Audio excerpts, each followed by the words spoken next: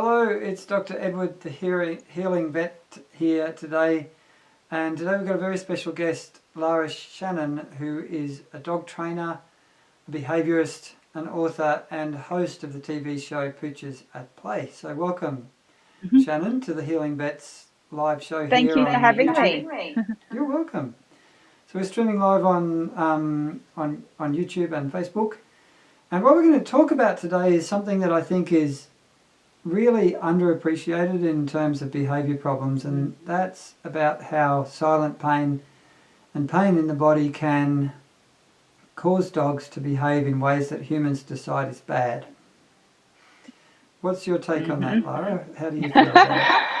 Absolutely. Look, the first thing I always do when someone says that their dog has suddenly started being aggressive or showing behavioural issues is to ask if they've actually taken their dog to the vet to see if their dog is unwell or in some kind of pain that they might have missed. So it's certainly the number one thing that we identify as what could be a potential trigger for all of a sudden unwanted behaviour. Or of course over time, if the dog is in pain and grumpy just like us, their behaviour starts to change and they are a bit more quick-tempered and Darcy certainly here, who's got a lot of pain, he's not so silent about it when he isn't there. So it's definitely a very big issue when it comes to dog behaviour. So he's a Jack Russell? He is. So Darcy is a bit of a bitzer. So he is, yes, a bit of terrier in there. We did his DNA test, so it came up here. Maltese cross toy poodle with a bit of Chihuahua, a bit of unknown terrier, and even a bit of whippet thrown in there for good measure. So he has a very long back, which obviously causes him a lot of pain, and he's a big jumper and loves chasing the ball, which is something we really try and stop now. But you try telling a terrier that. Yeah, they get addicted to the ball. We might talk a little bit about ball addictions a little bit later on when we finish talking about pain, because ball addictions often lead to pretty significant silent pain in dogs that do a lot of that high impact, high arousal kind of play. So with working with dogs with behaviour issues, do you have any stories you can share where the problem was really involved with pain more than anything else, and when you dealt with the pain things got a lot easier? Yeah, look, there's been a couple of instances where I've come across dogs that, all of a sudden were starting to nip at the children, starting to have a lot more of that aggressive reactions to other dogs, to other people, even in Darcy, more, particularly now as he's getting older, he's 8.5, I really notice it in him as well. And so it's really important, something obviously that I'm doing with you is learning to work on how I can help treat his silent pain so that that behaviour does start to abide. And also, while we can't always totally cure whatever's going on in the ills with our dogs, it's certainly helped a lot of owners that I've worked with understand why their dog is doing it, and therefore sometimes the management is simply keeping other dogs away from them. If the dogs are playing, being much more aware of how their dogs play, like Bendy, who you can't see his head, but he's sitting down here, my rescue dog. He's quite a rough. He loves biting and mouthing and plays with bigger dogs and is really quite rough with them. So with Darcy, of course, in the early days, it did result in a few injuries. His eye got cut, and certainly when Bendy puts his paw on Darcy's back legs, he certainly lets him know he's not happy. So I've had to train Bendy with his play to not be rough with Darcy for that reason, because it ends up in an all-out brawl. So, myself, I have to manage it in my own two pets, and certainly with a lot of clients, particularly with that older dog and introducing new puppies into the home. A lot of it has been about, ensuring that their dog older dog and their pain and their sore points are actually being managed and treated, which they might not have been doing so before. And then also making sure that any puppies or any children that love to play with the dog are kept away or managed in a much better way.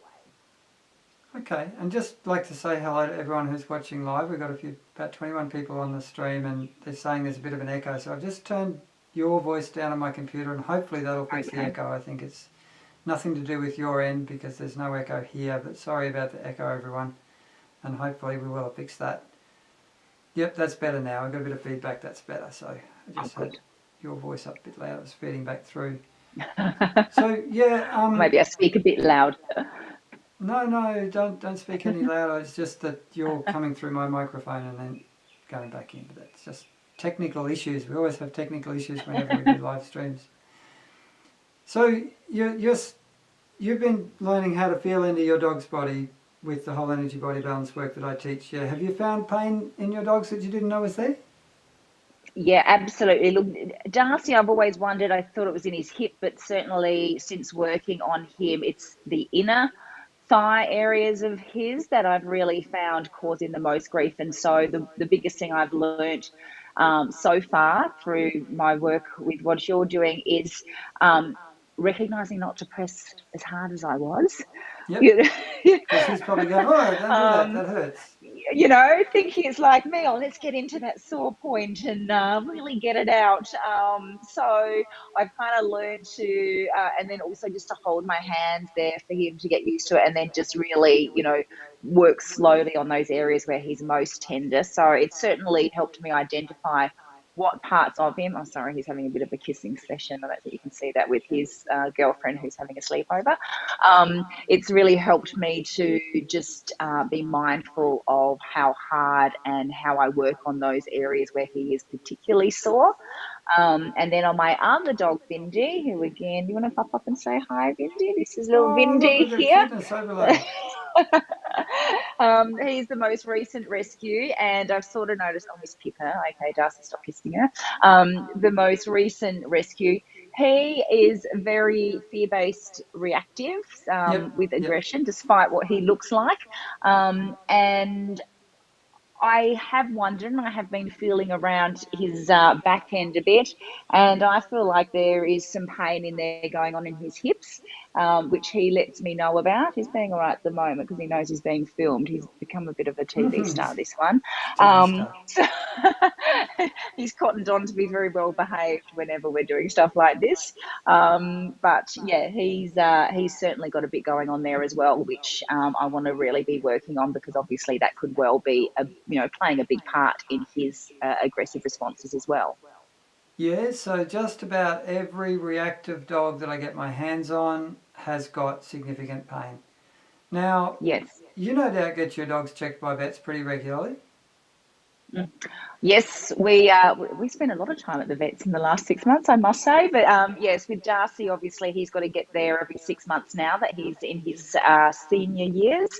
Vindy's just had one last week, and he's got 3 weeks ago, and he's going back again next week for his vaccinations up to date. But yes, very important that we do get our dogs to the vets regularly, of course, because 1 year being around 7 years, that's a long time not to see a doctor in human It is. years.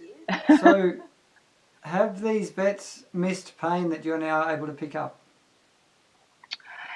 Yeah, well, yes, both this body and the leg pain, but also even just other signs of pain, like his eyes. Darcy has been blind for, I'd have to say, at least, I would hazard a guess that it's been at least 8 months or so, Yep. 12 to 8 months, totally missed